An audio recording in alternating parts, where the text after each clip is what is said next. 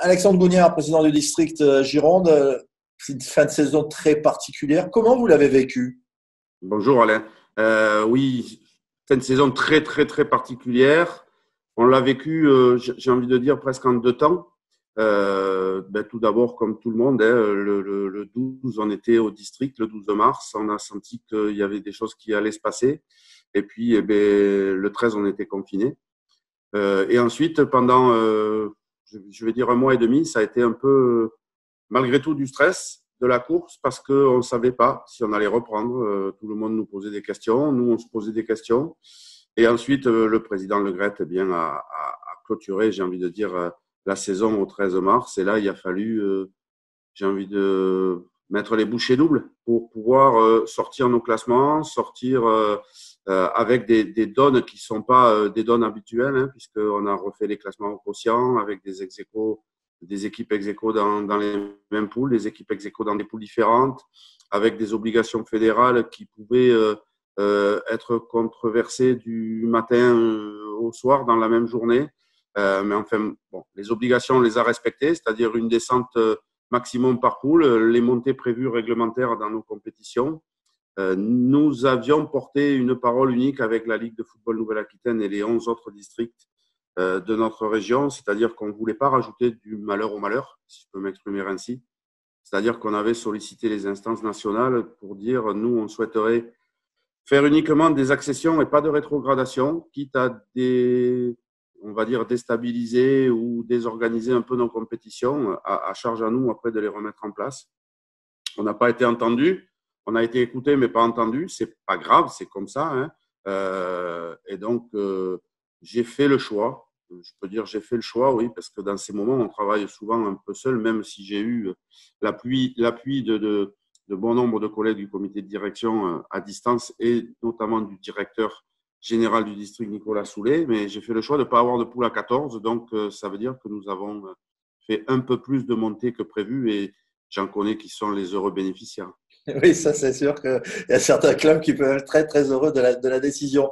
Alors c'est difficile, je suppose qu'il doit y avoir des recours, vous savez où ça en est exactement? Oui, Au enfin, niveau, même au niveau de la Ligue 1, ça pose beaucoup de problèmes, alors je suppose qu'en district…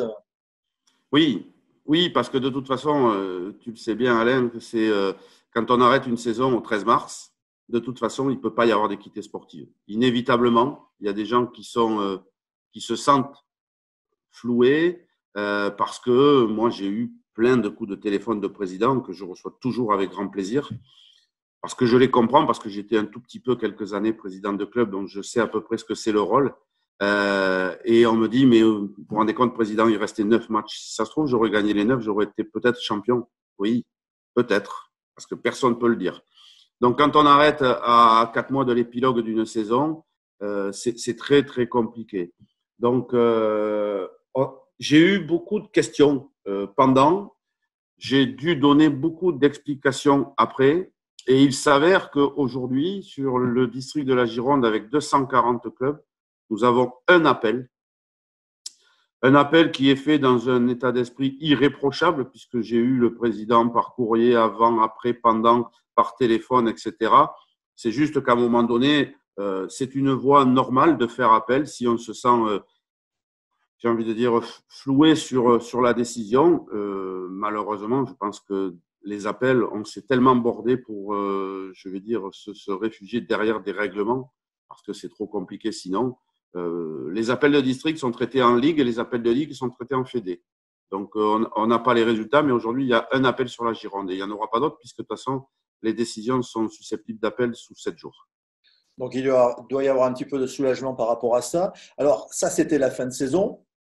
Beaucoup de Et clubs Alexandre, beaucoup de clubs vont être en difficulté parce que la fin de saison, alors c'est la fin de saison, bien sûr, des championnats, mais c'est aussi les tournois, c'est éventuellement des lotos, c'est des participations à des fêtes, comme par exemple avec la fête de la Morue ou dans d'autres villes.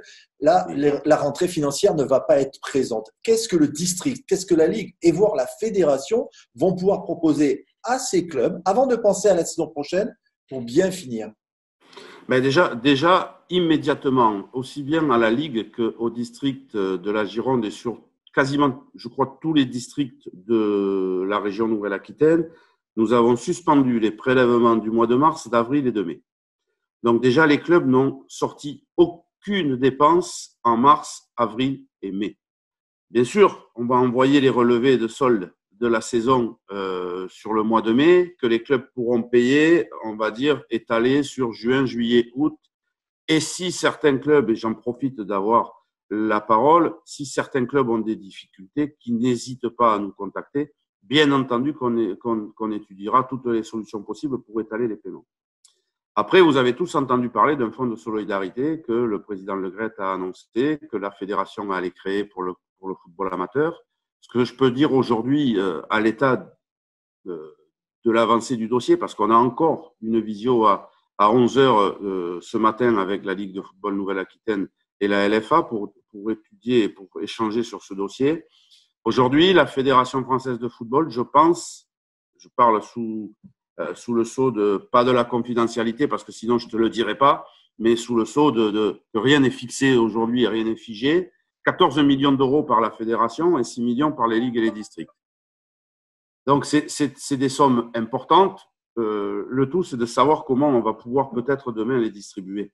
Parce que moi, je veux bien, mais si c'est pour distribuer comme ça, sans aucun critère, sans rien du tout. Donc, là, je vais être très réservé sur ce point-là et on verra quand ça aura avancé. En ce qui nous concerne, j'ai déjà fait 2 ou 3 réunions finances avec mon président, notamment de la commission des finances, trésorier et trésorier adjoint, pour voir qu'est-ce qu'on pourrait faire, notamment pour la saison prochaine.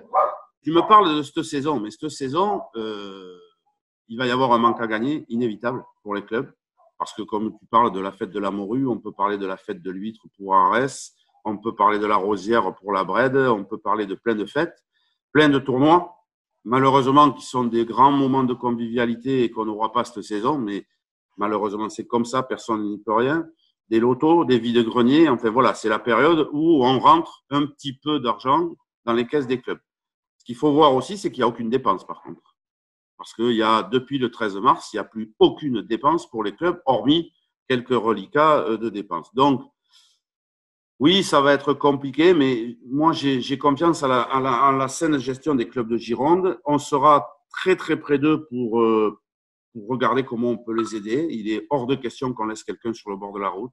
On est en train d'étudier si on ne peut pas faire un geste sur peut-être les sommes des engagements. La Ligue de football Nouvelle-Aquitaine est en train de regarder si on ne peut pas faire un geste sur les licences. Voilà. Donc, la seule chose que je peux promettre aujourd'hui, c'est qu'on sera à côté de nos clubs, que tous ceux qui auront des petits soucis d'argent, on essaiera d'y remédier parce que de toute façon, si on ne doit pas, dans ces conditions-là, aller chercher un peu dans les fonds propres pour aider les clubs, on ne le fera jamais. Donc, c'est aujourd'hui qu'on le fera. Maintenant, attention, hein, je sais que tu es un dirigeant émérite au CA Begley. Ne dis pas au président du CA Begley que les 5 000 euros qu'il n'aura pas gagnés à la fête de la morue, il faudra qu'il vienne les demander au district, on lui donnera. C'est pas vrai, Alain. Hein. Oui, non, mais je m'en doute. Parlons du foot de demain, parce que c'est aussi ça. Il n'y a rien pour le sport collectif de décider, je le sais. Alors peut-être que les pros vont pouvoir reprendre cet été, on sait qu'il n'y aura pas de public, mais comment vont-ils reprendre? Le foot est un sport de contact. Comment vous voyez ça lorsque, par exemple, qu'il faut faire de la distanciation, et ça va exister pendant un certain temps, les vestiaires sont petits. Comment on fait? Est-ce que vous avez déjà commencé à travailler là-dessus? Qu'est-ce qu'on peut dire aux parents qui vont être amenés en juin peut-être à prendre leur licence, ne pas attendre septembre parce que les clubs vont avoir besoin de savoir s'ils vont avoir des équipes? Je suis tout à fait d'accord et très sincèrement, c'est certainement un des points qui me préoccupe le plus. Parce qu'au-delà de la trésorerie, il ne faudrait pas qu'on subisse une perte sensible de licenciés parce que ça serait de la perte de trésorerie. Et qui plus est, on a besoin que nos enfants puissent jouer au foot. On n'a aucune vision aujourd'hui sur une date de reprise éventuelle. Nous, on prépare tout pour que la saison reprenne, on va dire, entre guillemets, normalement, à des dates normales. On est prêt à occuper, je veux dire, nos techniciens, à prêter main forte au club si, durant l'été, on pouvait éventuellement ouvrir quelques structures, clubs, par l'intermédiaire des municipalités, puisqu'il y a une convention qui vient d'être signée, là, je l'ai reçue ce matin, entre le ministère des Sports et le ministère de l'Éducation nationale sur l'opération 2C2S, ou 2S2C plutôt, pour essayer de redonner un peu. Mais tu le dis à juste titre, c'est très compliqué d'avoir les mesures barrières, les distanciations sociales pour jouer au football. Donc, on est prêt à aller dans les clubs, etc., pour faire, j'ai envie de dire, du footnet, du footgolf, où on peut effectivement garder les distances. Mais pour jouer au foot, je ne sais pas du tout. Je pense qu'on en saura un peu plus à partir du 2 juin, parce que je pense qu'il va y avoir des annonces ministérielles à partir du 2 juin. Et j'ose espérer très, très fort qu'on puisse reprendre au mois de septembre avec des mesures de protection. Mais comme tu dis à juste titre, les vestiaires ne sont pas grands. La promiscuité dans les vestiaires, ça existe. Sur le terrain, c'est un sport de contact. Le rugby, le foot, le basket, le hand, tous ces sports, on est vraiment avec un point d'interrogation au-dessus de la tête. C'est pas facile. Et que dire au mois de juin pour les parents? Ça va être très compliqué pour les clubs. Et c'est là que je pense que les clubs se posent beaucoup de questions. Parce que les parents vont hésiter à inscrire les enfants. Alors, pour plusieurs raisons. J'espère qu'ils n'auront pas peur d'inscrire les enfants. Et ça, il faudra qu'on soit dans la pédagogie et dans l'explication, etc., avec toutes les mesures qu'il faudra que les clubs prennent. Et à ce titre-là, ne pas oublier d'aller solliciter les municipalités parce que je viens de faire l'acquisition de gel hydroalcoolique, de masques, etc. Je peux vous assurer que ça coûte très vite cher. Donc, les propriétaires des installations, il faudra quand même qu'ils mettent en place tout ce qui est mesures de protection. Ils le font très, très bien, hein, mais surtout que les clubs n'achètent pas ça pour l'instant. Hein. Mais après, est-ce que les parents voudront payer une cotisation de 150 ou 200 euros ne sachant pas si on va pouvoir pratiquer? Je ne sais pas. C'est encore le mystère parce que de toute façon, ce n'est pas nous qu'on détient la clé de la reprise. Et vous naviguez à vue, effectivement, parce qu'on ne sait pas ce qui va se passer. Les clubs naviguent à vue, ne savent pas s'ils vont avoir ces rentrées de licenciés. Il y a aussi les problèmes de mutation. Habituellement, il faut signer avant le 13 juillet pour être muté. Au-delà, ça devient une mutation hors période. Qu'est-ce qui va se passer si vous n'avez pas de nouvelles de tout cela? Comment les clubs vont pouvoir organiser? La fédération, aujourd'hui, s'est saisie du dossier. Hein, s'est saisie du dossier notamment disciplinaire, c'est-à-dire les suspensions. Parce que quelqu'un qui a pris, mettons, 4 mois de suspension au mois de février ou qui a pris 16 matchs, ce n'est pas du tout la même chose. Donc, ils se sont saisis de ce dossier. Ils se sont saisis du dossier des mutations aussi, parce qu'à un moment donné, de toute façon, si on avance dans le temps, on est déjà le 11 mai ou le 12 mai, si je ne me trompe, et effectivement, ça peut être compliqué. Mais aujourd'hui, à l'heure que je parle, nous n'avons aucune certitude de ce qui va se passer, ni au niveau mutation, ni au niveau disciplinaire. Voilà. J'ai envie de dire pas à aucun niveau, mais pas loin. Donc, vous préparez sans rien savoir, quoi. On prépare une saison normale. Voilà. C'est-à-dire qu'aujourd'hui, on a fini les classements des seniors, on est en train de boucler tous les classements jeunes, etc. On prépare féminine, foot entreprise, foot détente, et on prépare la saison prochaine avec un démarrage de saison 3e week-end d'août avec la Coupe de France, mais rien n'est sûr et on n'a aucune information. Rien n'est décidé, donc on ne peut pas avoir d'informations. Mais je pense que de toute façon, d'ici la fin du mois de mai, il y a des choses qui vont bouger. Il faut que ça bouge. On a vu que la Ligue avait décidé pour la saison prochaine, et je crois pour les 2 années à venir, que la Coupe d'Aquitaine n'existerait pas. Oui. Est-ce qu'au niveau de la Gironde, vous allez maintenir vos coupes? Absolument. Alors, la Coupe de Nouvelle-Aquitaine est suspendue pour la bonne et simple raison que nous avons été dans l'obligation de créer des poules de 14 en Régionale 1 et que jouer une coupe avec des poules de 14, c'est très compliqué. Vous le voyez aussi bien que moi dans les clubs, c'est avec les intempéries, etc. Donc, nous, on a réussi à conserver des poules de 12 parce que nous tenons à nos coupes. D'abord parce qu'elles sont, j'ai envie de dire, vendues à des partenaires, pour certaines, comme la Coupe U17 Crédit Agricole ou la Coupe Gironde Skoda Seat à notre ami Jean-Marc de Liège des établissements Skoda Seat.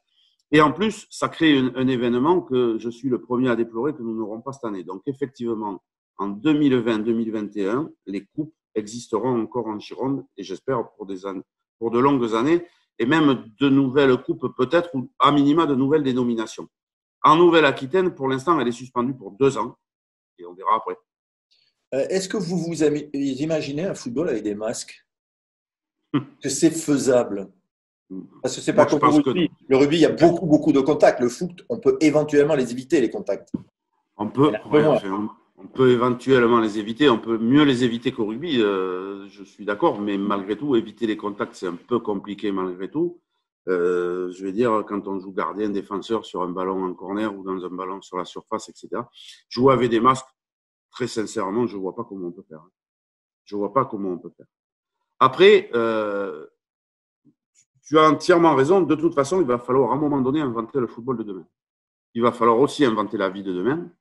Mais aujourd'hui, je peux vous assurer, alors c'est peut-être pas très rassurant ce que je vais vous dire, mais on n'est pas du tout prêt. Hein, parce qu'on n'a pas d'informations qui nous permettent de, notamment les conditions de reprise et les dates de reprise. Après, est-ce qu'on pourra inventer un football sans contact? Moi, j'y crois pas beaucoup quand même. J'y crois pas beaucoup. Qu'est-ce que vous pouvez dire là, aujourd'hui, à ceux qui nous écoutent et notamment à ceux qui doivent signer des licences, à des jeunes, à des parents qui vont se décider sans peut-être rien savoir, alors que les clubs vont leur demander de signer une licence? Qu'est-ce que vous pouvez leur dire? Est-ce qu'on peut les Alors déjà, rassurer ou pas? déjà je vais dire au club et au président de club d'être patient. Parce que c'est vrai que pendant 2 mois, malheureusement, beaucoup de personnes ont été notamment au chômage technique et n'ont pas eu grand-chose à faire. Et moi, ça fait déjà 1 mois que j'ai des présidents ou des secrétaires de club qui m'appellent en me disant « Président, quand c'est qu'on peut faire signer les licences ?» S'il vous plaît, par pitié, on est le 12 mai. Normalement, on n'a même pas fini, j'ai presque envie de dire, le 3e tiers de la saison. Donc, patience. Qu'est-ce que les clubs vont pouvoir dire aux parents? Je pense sincèrement que, moi, je suis un éternel optimiste. Hein. Donc, on a réussi à passer le cap de ce virus pendant 2 mois de confinement. Il est toujours présent, hein, malheureusement. Donc, je vais en profiter pour lancer un petit appel à la prudence quand même, parce qu'on déconfine, mais ça ne veut pas dire qu'il faut qu'on fasse n'importe quoi. Restons prudents, parce que plus on restera prudent et plus, je veux dire, on pourra envisager l'avenir avec sérénité. Mais moi, je reste persuadé, je reste très optimiste que la saison, de toute façon, si elle ne démarre pas début septembre, elle démarrera début octobre. Mais elle va démarrer. Il y a une véritable volonté de nos institutions nationales, notamment en la personne de Noël Le Graët, de redémarrer la saison dans les meilleures conditions et le plus rapidement possible, j'ai envie de dire. Mais on va y arriver. Donc, les parents, il faut que, si les enfants ont envie de jouer au foot, il faut absolument qu'ils viennent mettre les enfants dans les clubs, parce que les clubs aujourd'hui sont des gens sérieux à la tête, qui sont structurés, qui prendront toutes les mesures pour accueillir les enfants. Le seul problème, c'est que et ça va être un casse-tête chinois pour les clubs, parce qu'un éducateur, par exemple, ne va pas pouvoir prendre 30 gamins. Donc, il va falloir s'organiser pour, si on a encore des groupes de 15 ou des groupes de 20 qui nous sont imposés, pour connaître un peu comment ça fonctionne, on n'a pas toujours, chaque éducateur, chez les petits notamment, n'a pas toujours 15 enfants. C'est quelquefois beaucoup plus. Donc, il va falloir trouver des âmes bénévoles, etc. Mais je pense que tout va bien se passer. Il n'y a pas de raison. Il n'y a pas de raison. Mais c'est vrai qu'aujourd'hui, le président de club, quel qu'il soit, il n'a aucune certitude pour annoncer avec fermeté des décisions aux parents qui viendraient lui poser des questions. Ce qu'il y a de bien avec cette interview, on voit que vous êtes déjà déconfiné, que vous avez la plage derrière vous, vous avez accès aux plages, on vous a autorisé. Absolument, à titre exceptionnel, le président du district de la Gironde a accès aux plages des Bahamas, comme tu peux le voir. Merci Alexandre Gugnard d'avoir accepté cette interview. Merci à Gold FM. Au revoir Alain.